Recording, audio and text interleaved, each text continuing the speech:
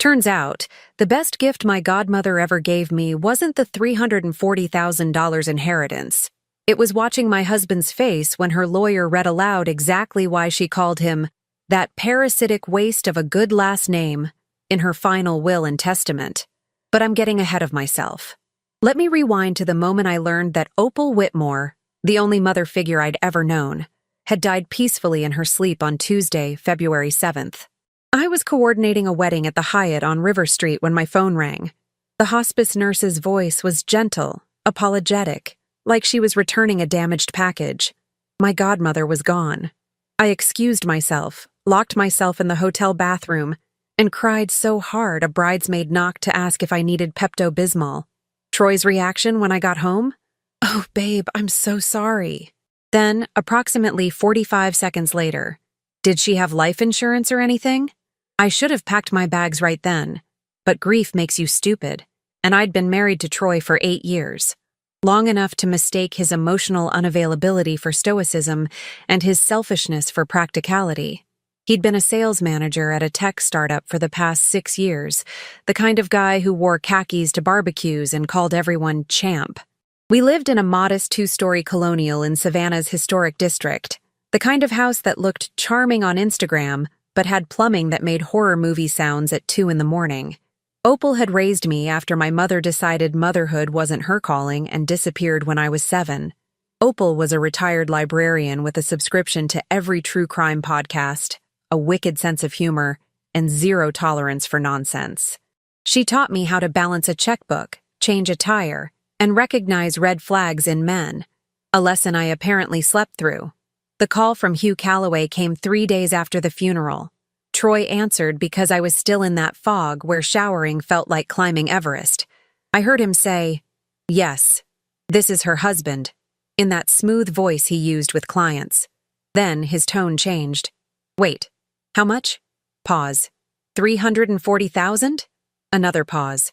"That's incredible news."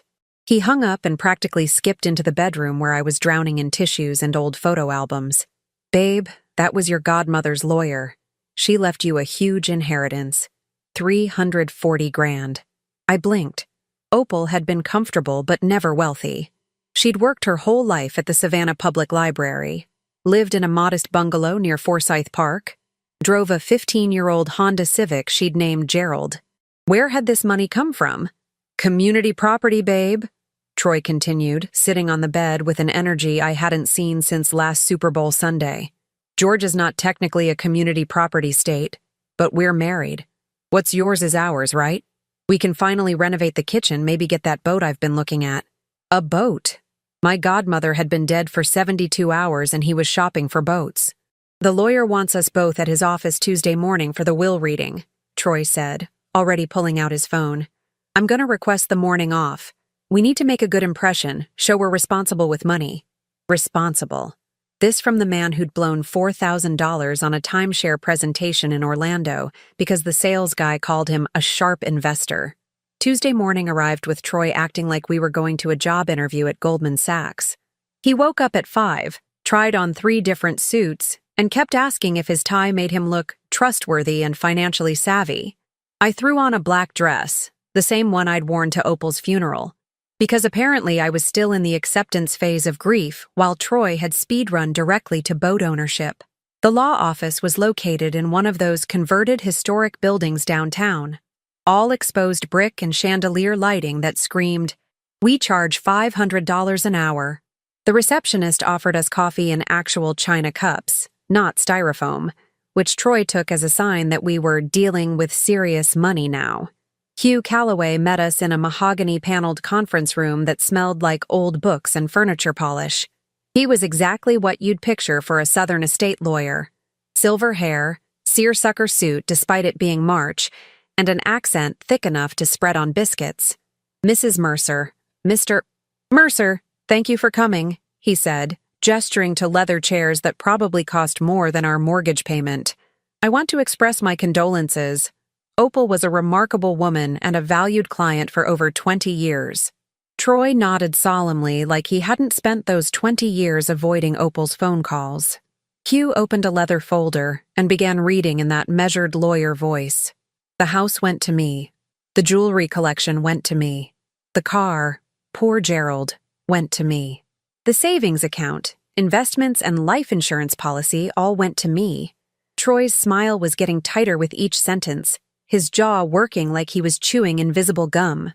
Now, Hugh said, his voice shifting slightly. Mrs. Whitmore left specific instructions regarding a sealed letter to be read aloud in the presence of Mrs. Mercer's spouse. He pulled out a cream-colored envelope with Opal's handwriting on it. Troy stood up abruptly. I actually need to hit the restroom real quick.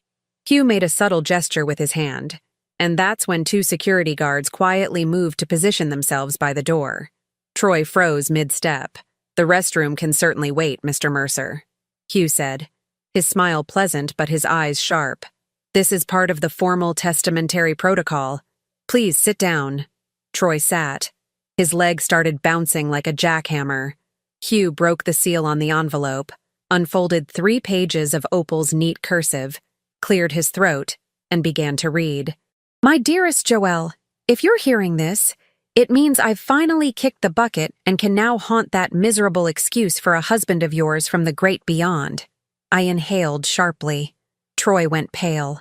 I'm going to be direct, because death has freed me from the burden of politeness. Troy Mercer is a cheating, lying, parasitic waste of a good last name, and I have spent the last 3 years of my life making absolutely certain you'd find out exactly who you married. The room went silent except for the sound of Troy's heavy breathing. Hugh continued reading, unfazed, like he was reciting the weather forecast. Hugh adjusted his reading glasses and continued in that same steady southern drawl, like he was reading a recipe for peach cobbler instead of detonating my entire marriage. 3 years ago, I hired a private investigator named Morris Kleinfeld. Not because I'm a paranoid old woman, but because Troy smiled too much for a man married to you, Joelle. Happy husbands don't check their phones every 14 seconds at Thanksgiving dinner. They don't volunteer to run to Publix for cranberry sauce and come back 3 hours later, smelling like perfume that costs more than their wife's Christmas present. I remembered that Thanksgiving. Troy had insisted the store was packed, said he'd gotten stuck in holiday traffic. I'd believed him because I was basting a turkey and dealing with Opal's questions about why we still didn't have kids after 7 years of marriage. Troy's face had gone from pale to a concerning shade of gray-green. He looked like a man watching his execution in slow motion. The investigator's report is attached as Exhibit A through Q. Hugh continued, flipping to show a stack of documents thick enough to choke a horse. But let me summarize the highlights for efficiency's sake. Troy has been involved in an extramarital relationship with one Shelby Preston, in her late 20s, for approximately 4 years. 4 years? Half of our marriage. I'd been planning anniversary dinners while he was planning a double life. Miss Preston resides at the Magnolia Court Apartments on Abercorn Street, Unit 304. The lease is in Troy's name. Monthly rent is $1,800. Paid from a checking account Troy opened at Regions Bank in July 4 years ago. An account you knew nothing about, Joelle. Troy tried to speak. This is... Hugh held up one finger. Mr. Mercer. Interrupting the reading of a will is technically contempt of testamentary proceedings. I'd advise silence. I don't think that's actually a real thing. But Troy shut up anyway. The security guards shifted their weight. One of them was definitely trying not to smile. The relationship produced a child, Hugh read, and I swear the temperature in the room dropped 15 degrees. Troy Mercer Jr., born April 14th 2 years ago at St. Joseph's Hospital. Birth certificate lists Troy Michael Mercer as father.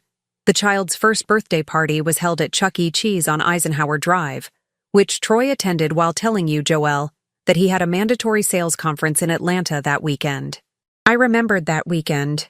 I'd been at a bridal expo all day Saturday, came home exhausted, and Troy had sent me a photo of his hotel room and room service dinner as proof of his business trip. Turns out he'd been eating pizza and playing skee-ball with his secret family, while I'd been explaining to bridezillas why we couldn't get live doves for an outdoor May wedding in coastal Georgia. The investigator obtained copies of text message exchanges. Hugh continued, pulling out another document. I won't read all of them because we'd be here until Thursday, but let me share a few representative samples. March 23rd, Troy to Shelby. Can't wait to see you tonight. Told the ball and chain I have a client dinner. May 9th. At least at your place, I don't have to pretend to care about her boring job. August 2nd.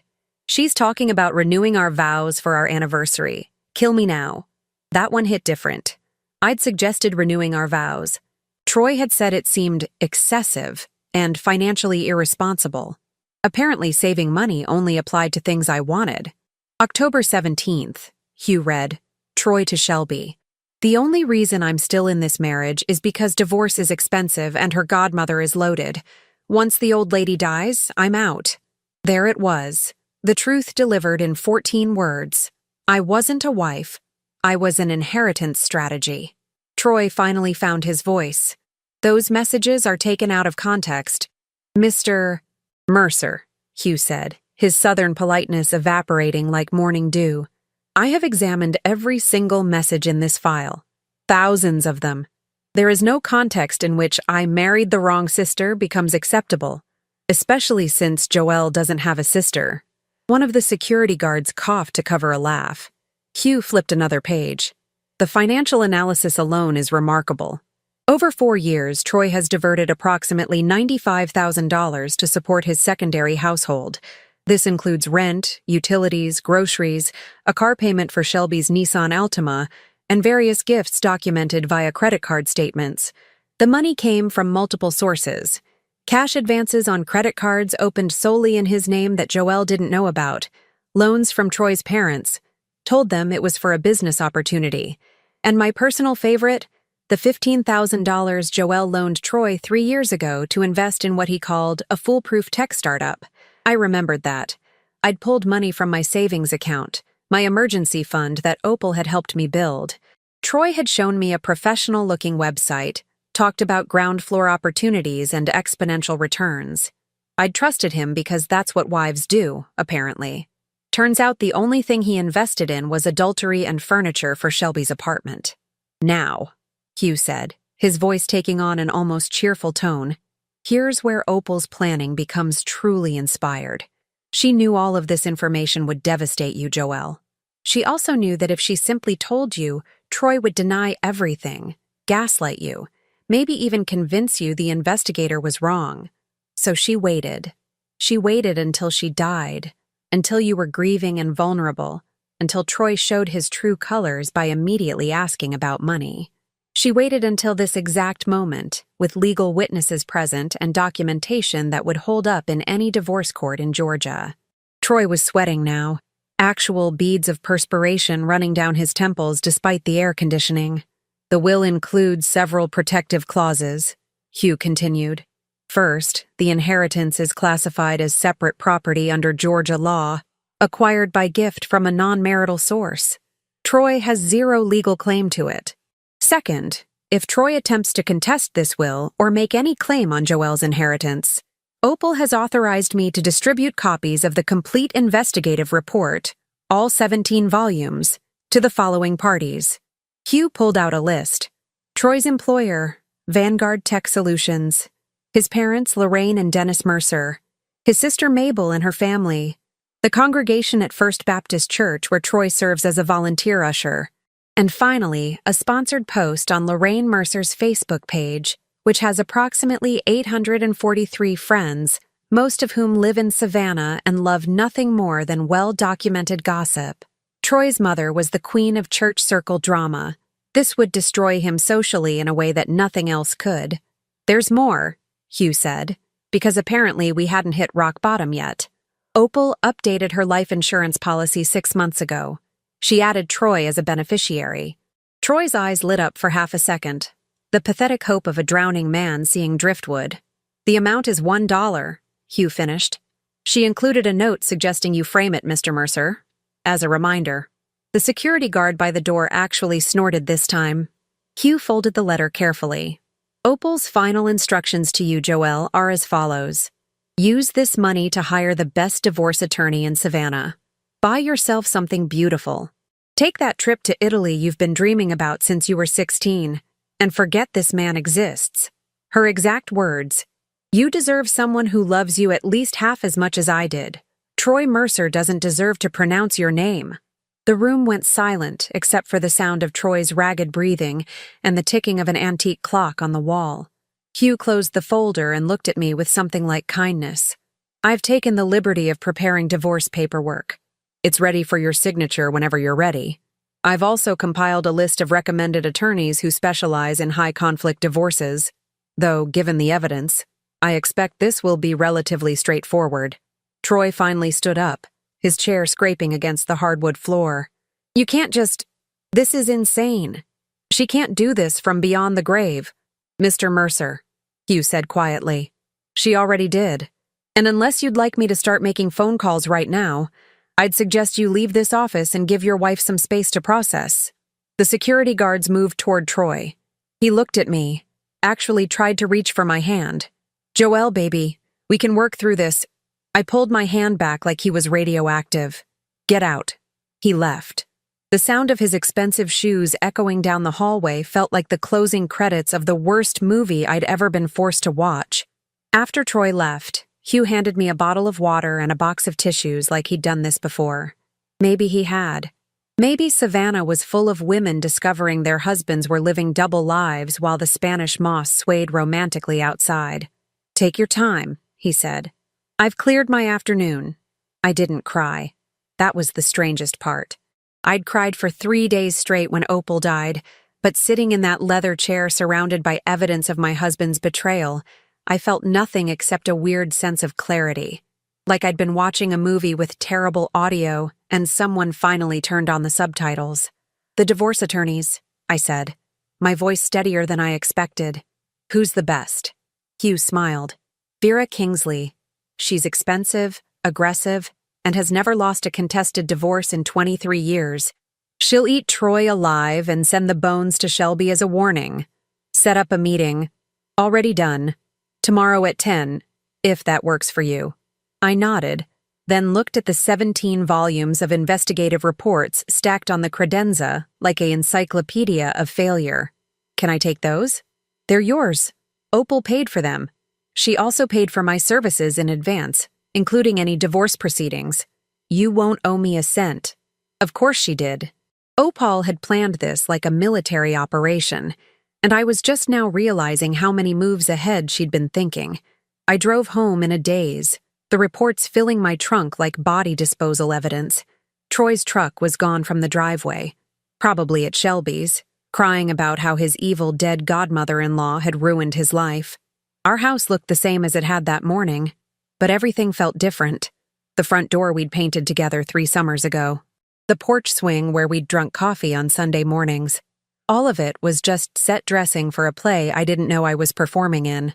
I spent that night reading. All 17 volumes. Morris Kleinfeld was thorough to the point of obsession. He'd documented everything. Dates, times, locations, credit card receipts, hotel room numbers, the works. There were photos of Troy and Shelby at restaurants I couldn't afford, holding hands at movies, pushing a stroller through Forsyth Park on a Tuesday afternoon when Troy had told me he was in Jacksonville for a sales meeting. But it was the financial documents that made me angry. Really, truly angry. The kind of anger that starts in your chest and spreads like wildfire until your hands shake and you have to stand up and pace. Troy had taken a loan from his parents for $18,000. Told them it was for a down payment on rental property investment. He'd used it to buy Shelby a used Nissan Altima. He'd opened credit cards in his name only, racked up $43,000 in debt buying furniture, clothes, and baby supplies. He'd cashed out his 401k early, paid the penalty, and used it to cover Shelby's hospital bills when Troy Jr. was born. Meanwhile, I'd been clipping coupons, shopping at TJ Maxx, and skipping lunch twice a week to save money for the kitchen renovation Troy said we couldn't afford. The next morning, I met Vera Kingsley, Hugh's top recommendation, at her office in a converted Victorian mansion on Charlton Street. She was exactly what Hugh had promised: mid-50s, perfectly tailored suit, hair that defied humidity, and the energy of a prosecutor who'd just been handed a confession. "I've reviewed the preliminary documents Hugh sent over," she said, pouring us both coffee from a French press that probably cost more than my car payment. "This is the cleanest adultery case I've seen in a decade. We could have you divorced in 90 days. "What about his debt?" I asked. "The credit cards? The loans?"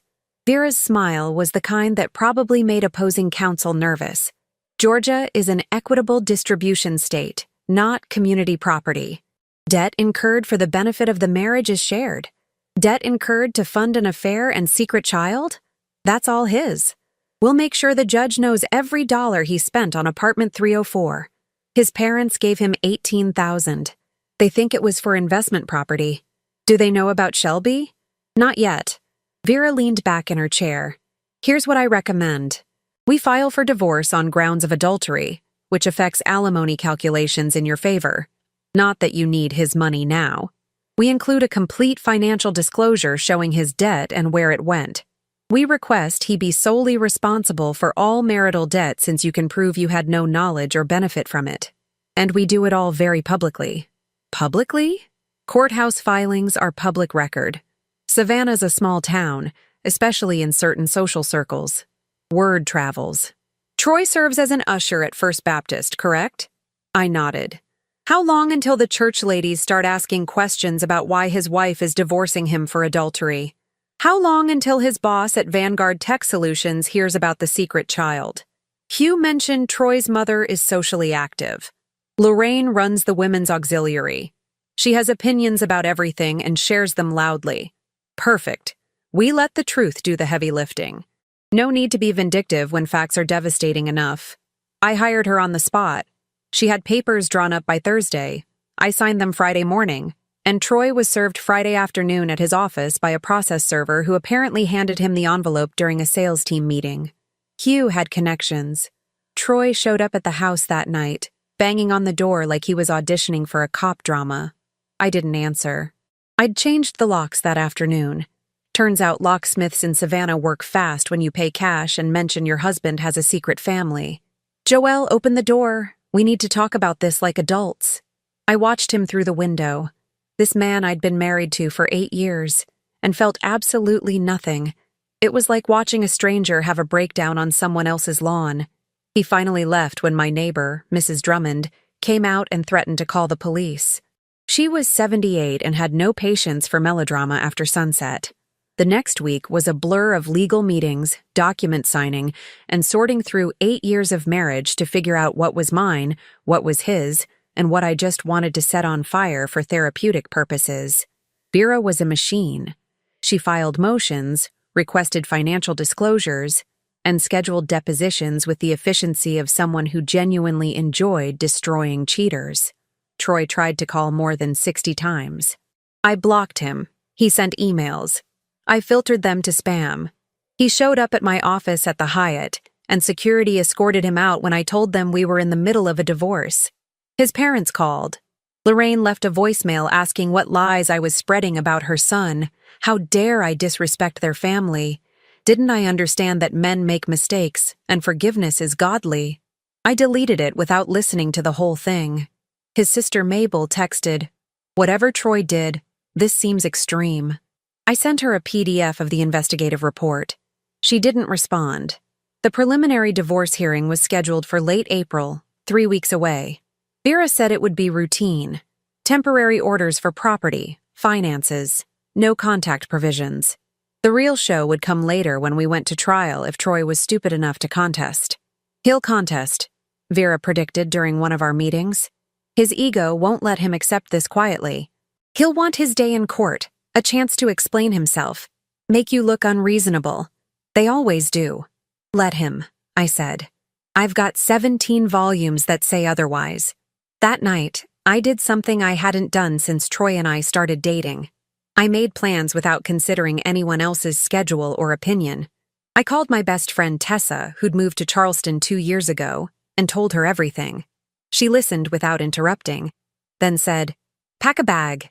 You're staying with me this weekend. We're going to drink wine, eat seafood, and remind you that you're a whole person without that parasite." I went. We drank wine. We ate she-crab soup. We walked along the Battery and talked about the future instead of dwelling on the past. Tessa had always thought Troy was mediocre at best. She'd called him aggressively beige at our wedding, and she didn't pretend to be sad the marriage was ending. Opal was a genius, Tessa said Sunday morning over coffee. She gave you money, evidence, and a roadmap out. Not many people get that kind of exit strategy. She was right. Opal had given me everything I needed except one thing: the satisfaction of watching it all fall apart in real time. That part I was going to have to create myself. The preliminary hearing arrived on a Thursday morning in late April, unseasonably hot even for Georgia. The Chatham County Courthouse smelled like floor wax and broken dreams, and Troy showed up wearing his best suit with Shelby on his arm like this was a corporate networking event instead of the legal dissolution of his marriage. Bold choice, bringing your mistress to divorce court. Very bold. Vera saw them walk in, and her eyebrows went up approximately half an inch, which for her was the equivalent of pointing and laughing. "He brought her," she whispered. "He actually brought her. This is the best gift he could have given us." The judge was a woman named Claudia Reeves, mid-60s, with reading glasses on a chain and the expression of someone who'd seen every possible flavor of marital disaster. She reviewed our filings, looked at Troy and Shelby sitting together in the gallery, then looked at me. "Mrs. Mercer, you're requesting temporary orders that your husband vacate the marital residence, that all joint accounts be frozen, and that you maintain sole possession of property purchased prior to discovery of adultery. Is that correct?" "Yes, Your Honor." "Mr. Mercer, you're contesting these requests on the grounds that the marriage can be saved through counseling, and that the inheritance your wife received should be considered an asset distribution. Is that correct?" Troy stood up. "Yes, Your Honor. I made mistakes, but I love my wife. We can work through this. And the money from her godmother—" Judge Reeves held up one hand. "I've read the investigative reports submitted as evidence, all 17 volumes. I also note that you brought your extramarital partner to this hearing, which suggests your commitment to reconciliation is questionable at best." Shelby's face went bright red. Several people in the gallery, mostly there for other cases, turned to stare. "Your Honor, Shelby is here for moral support," Troy stammered. It's complicated." "I'm sure it is," Judge Reeves said dryly, "particularly for the 2-year-old child you fathered during your marriage. Temporary orders are granted as requested. Mr. Mercer, you have 72 hours to remove your personal belongings from the marital residence. Mrs. Mercer will provide reasonable access. Joint accounts are frozen pending final settlement. The inheritance is clearly separate property and will not be considered marital assets. We'll reconvene for trial in 90 days unless you reach a settlement agreement. Next case." Gavel down. 8 years of marriage reduced to 3 minutes of judicial efficiency. Troy tried to approach me in the hallway. Vera stepped between us like a perfectly tailored guard dog. "All communication goes through me now, Mr. Mercer. You have my number." He left with Shelby, and I watched them walk away. Him angry, her crying, both of them dealing with consequences that apparently came as a surprise. The real fireworks started 3 days later when Troy's parents showed up at my office. Lorraine and Dennis Mercer, arriving unannounced during my lunch break, looking like they'd been summoned to the principal's office and were very displeased about it. "Joelle, we need to talk about these ridiculous accusations," Lorraine announced, not bothering with pleasantries like greetings or basic human decency. Troy explained everything.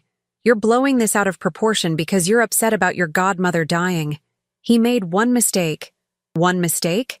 I closed my laptop and gave her my full attention. "Lorraine, he has a 2-year-old son with another woman. He's been paying for her apartment for 4 years. He used the $18,000 you loaned him for investment property to buy her a car." Dennis went pale. "What?" "The Nissan Altima you probably saw him driving around? Not a company car. His mistress's car, purchased with your money. Check the loan paperwork. He said it was for rental property investment, remember?" Lorraine's mouth opened and closed like a fish drowning in air. "That's not— Troy wouldn't—" I pulled out my phone, opened the PDF Morris had compiled, and showed them a photo. Troy and Shelby, at the Nissan dealership, signing papers, dated 3 years and 10 months ago. $18,000 check from Dennis and Lorraine Mercer visible in the transaction documents. Dennis sat down heavily in one of my office chairs. He told us it was a real estate opportunity. Said he was building our retirement security. "He built Shelby's transportation security instead," I said.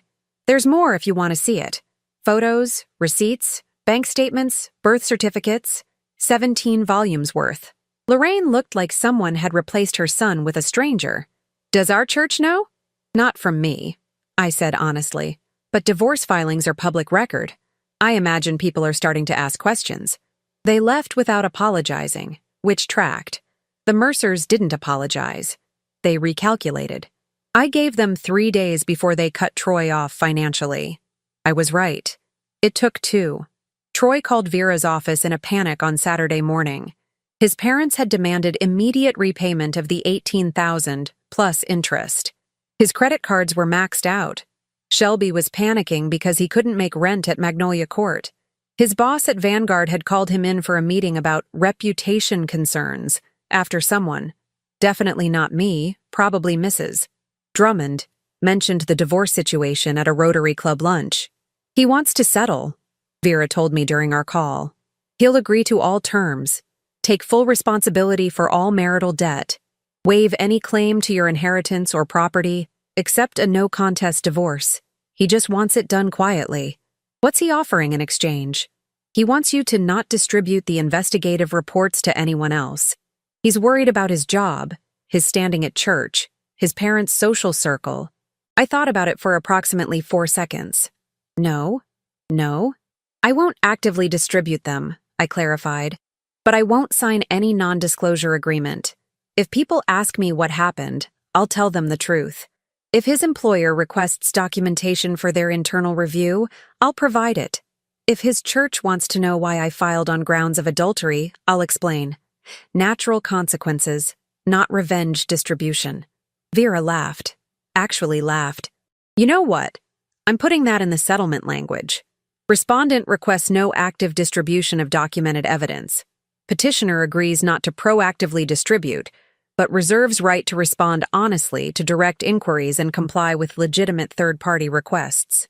He's going to hate it. Good. The settlement was finalized in mid-May. Troy signed everything Vera put in front of him, including an agreement that he was solely responsible for $95,000 in debt, that I kept the house, the car, the furniture, and every single thing Opal had left me. He got his clothes, his golf clubs, and the privilege of explaining to everyone why his marriage imploded. The natural consequences rolled in like a hurricane. First Baptist Church quietly asked him to step down from his usher position. Apparently, adultery and secret children conflicted with their family values mission statement. Vanguard Tech Solutions put him on a performance improvement plan after 3 major clients asked to be reassigned to different sales reps. Word had traveled through Savannah's business community faster than kudzu in July.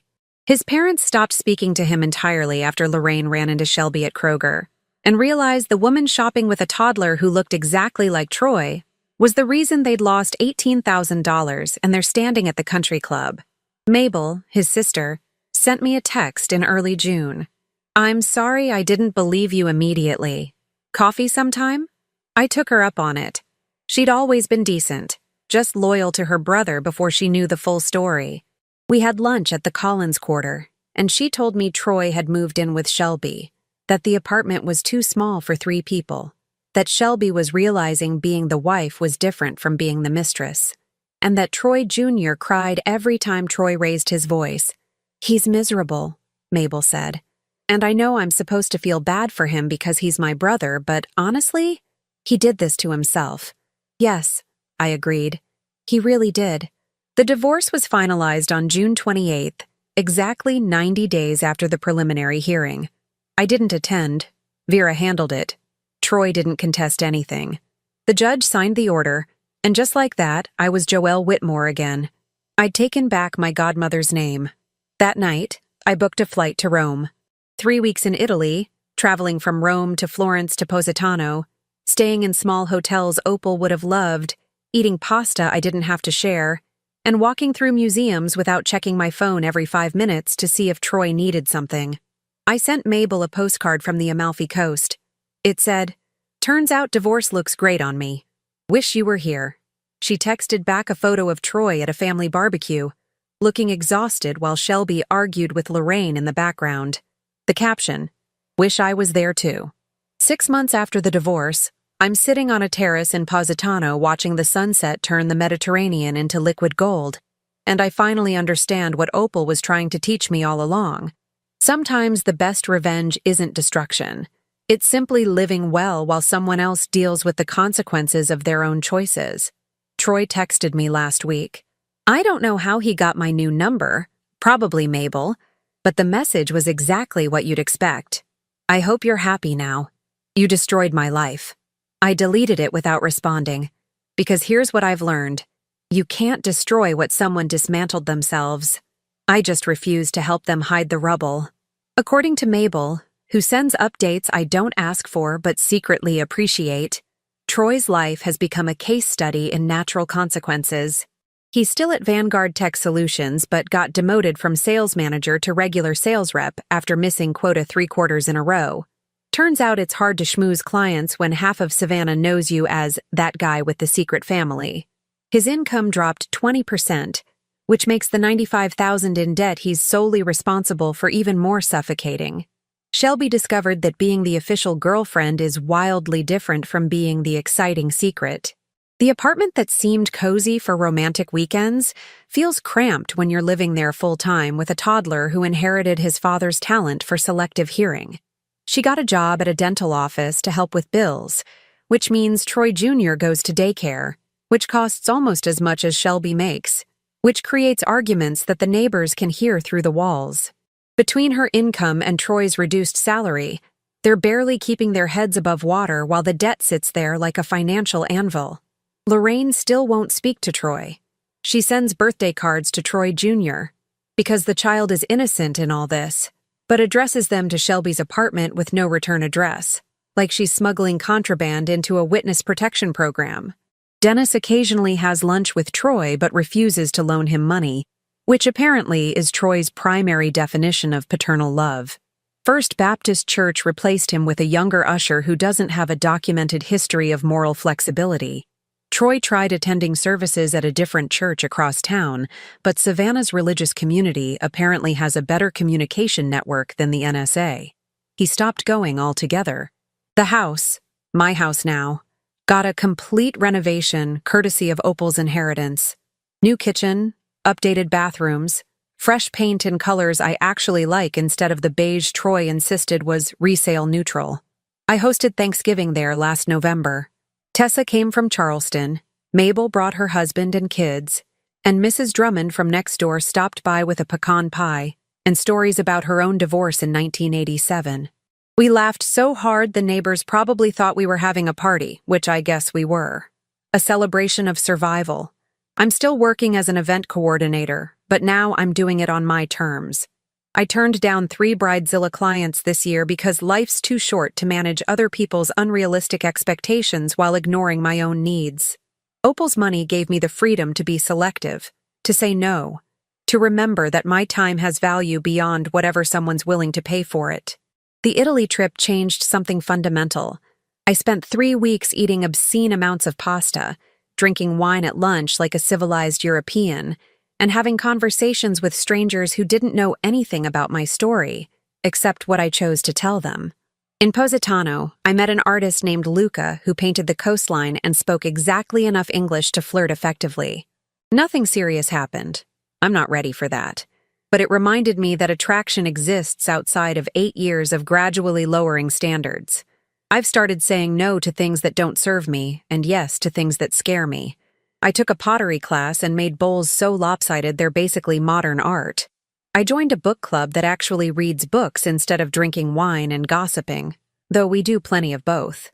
I adopted a cat from the shelter, a grumpy orange tabby I named Gerald after Opal's car, which I donated to a charity that helps single mothers get to work. Gerald the cat judges me constantly in a way I find comforting, and unlike his namesake, he doesn't need an oil change. People ask if I'm angry. The answer is complicated. I was angry, furious, actually. But rage is exhausting to maintain. Now I'm just grateful. Grateful Opal loved me enough to orchestrate this escape. Grateful she waited until she wasn't here to see my pain, but made sure I had everything I needed to move forward. Grateful Troy was stupid enough to bring Shelby to court, to use his parents' money for an affair, to leave such a comprehensive evidence trail that even his own family couldn't defend him. Opal taught me that revenge doesn't require elaborate schemes or public humiliation. Sometimes it's just refusing to carry someone else's shame, declining to minimize their choices, and walking away with your dignity and bank account intact. She gave me permission to let Troy drown in the life he built while I learned to swim in deeper, better waters. The last time I visited her grave at Laurel Grove Cemetery, I brought flowers and a photo of me in Positano, standing on that terrace with the Mediterranean behind me, smiling like someone who finally remembered she deserved to. I like to think she saw it somehow, that wherever she is, she's satisfied with how her final project turned out. Troy made his choices. Shelby made hers. I made mine. The difference is, I'm the only one who gets to sleep peacefully at night in a house that's actually mine, with a cat who only judges me for not feeding him fast enough, planning my next trip because I finally understand what Opal knew all along.